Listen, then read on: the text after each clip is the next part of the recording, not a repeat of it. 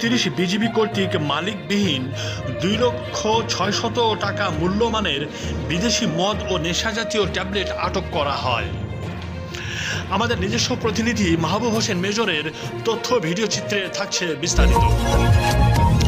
20 June 2026 তারিখে Phulbari battalion 29 BGB এর অধীনস্থ বড়গ্রাম বিএপি কর্তৃক দীর্ঘ পরিকল্পনা ও গোপন সংবাদের ভিত্তিতে মাদক ও চোরাচালান প্রতিরোধ অভিযান পরিচালনা করে মালিকবিহীন অবস্থায় 30 বোতল বিদেশি মদ এবং 1945 পিস ভারতীয় নেশাজাতীয় ট্যাবলেট আটক করা হয়। আটককৃত মাদকদ্রব্যের সিজার মূল্য 2,06,000 টাকা।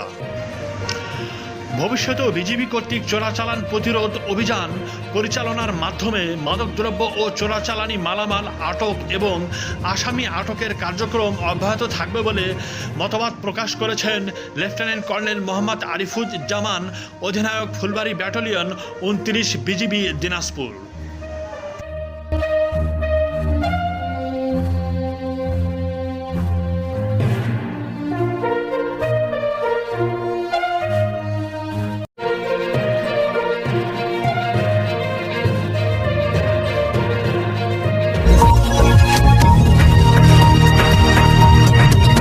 দর্শক, এই ছিল ডিএসএন সারা বাংলায়।